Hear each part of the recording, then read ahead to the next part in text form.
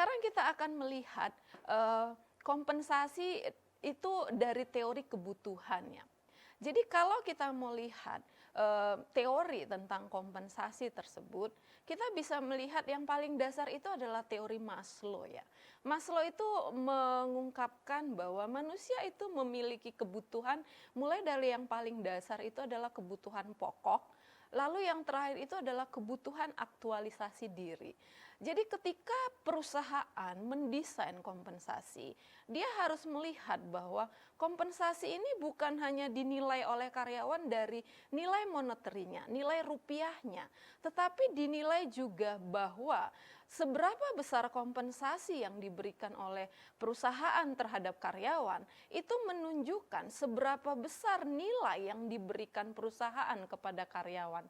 Dalam hal ini adalah non-monetary value-nya. Jadi kalau saya memberikan sejumlah, saya katakan misalnya itu 6 juta rupiah kepada seseorang yang punya pengalaman kerja 6 tahun, memiliki berbagai keterampilan atau dia juga memiliki latar belakang pendidikan yang cukup, maka nilai 6 juta rupiah tersebut bisa menjadi demotivasi jikalau karyawan tersebut menilai bahwa perusahaan menganggap saya ini tidak memiliki pengalaman, maka dia membayar saya dengan sejumlah rupiah tersebut. Maka dia akan merasa bahwa perusahaan ini tidak mengakui eksistensi dirinya, tidak mengakui eksistensi daripada knowledge yang dia miliki. Sehingga perusahaan itu harus hati-hati ketika dia mendesain kompensasi. Karena kompensasi itu memiliki dua nilai tadi, monetary value-nya yaitu nilai real rupiahnya, yang kedua itu non-monetary-nya.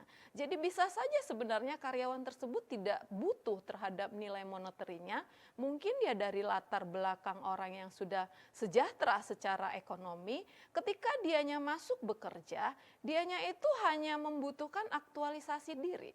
Tapi bentuk aktualisasi dirinya ini yang paling dekat indikatornya adalah nilai kompensasi yang diberikan perusahaan tersebut terhadap dianya. Lalu kita akan masuk kepada perbedaan antara kompensasi dengan kompensasi strategik. Ketika kita bicara kompensasi, kita hanya bicara tentang umpan balik, timbal balik yang diberikan oleh organisasi. Tadi saya sudah mengatakan dapat berbentuk monetary, dapat berbentuk non-monetary. Jadi misalnya monetary itu gaji pokok setiap bulan yang diberikan. Dalam bentuk non-finansial, ini bisa dikatakan tunjangan kesehatan, atau misalnya disediakan fasilitas fitness bagi karyawan. Ini yang dikatakan non-finansial. Jadi kalau kita bicara kompensasi, kita bicara hanya sebatas bentuk-bentuk timbal balik yang diberikan oleh karyawan. Tetapi kalau kita bicara kompensasi strategik, ini bicara sudah lebih jauh daripada bicara kompensasi.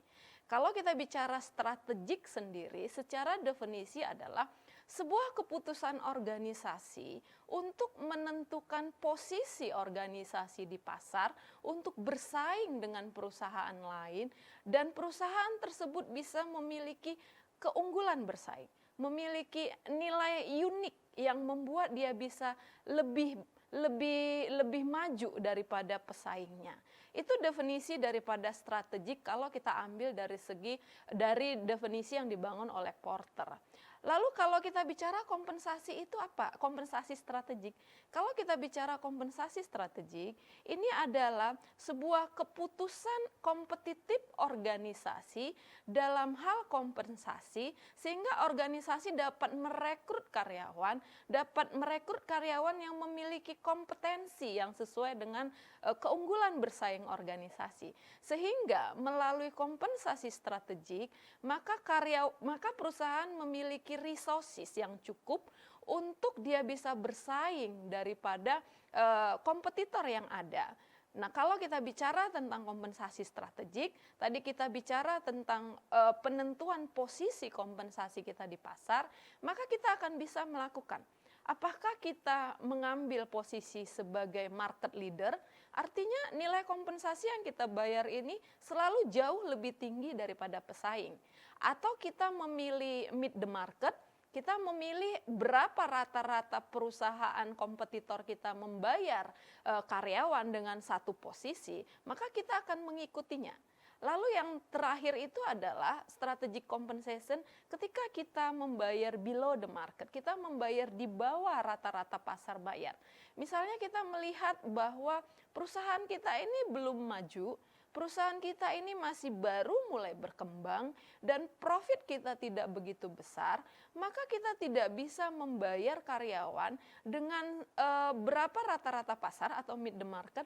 Saya memutuskan maka strategi kompensasi organisasi untuk 5 tahun ke depan, maka saya menentukan below the market.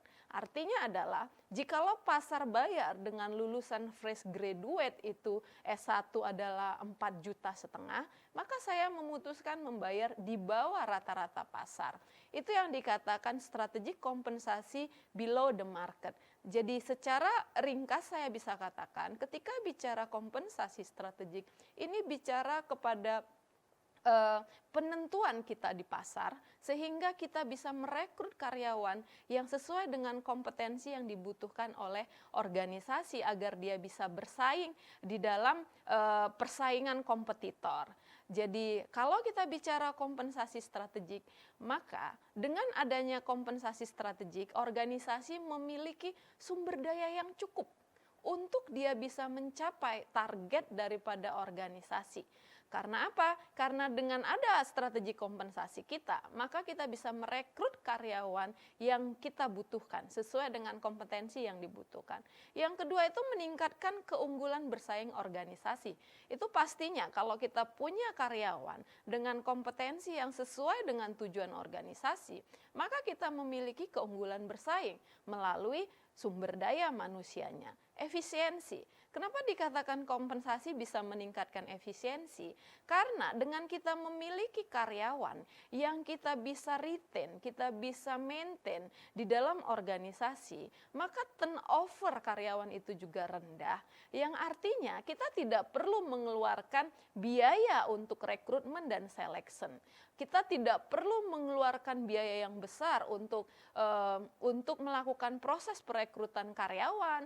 Ketika karyawan baru masuk, kita harus melakukan training lagi. Ini semuanya adalah cost. Ini semuanya adalah biaya yang harus dikeluarkan karyawan, dikeluarkan oleh perusahaan ketika turnover-nya itu tinggi di dalam organisasi. Kepatuhan terhadap perundang-undangan. Pastinya ketika kita mendesain kompensasi strategik, kita harus memenuhi peraturan perundang-undangan. Seperti misalnya upah minimum yang sudah ditentukan oleh peraturan perundang-undangan. Seperti halnya juga benefit lainnya yang harus dipatuhin. Karena ketika kita tidak mematuhinya, maka kita akan berbenturan dengan peraturan perundang-undangan. Demikian materi kita untuk pertemuan pertama. Terima kasih, kita akan bertemu di dalam pertemuan yang kedua.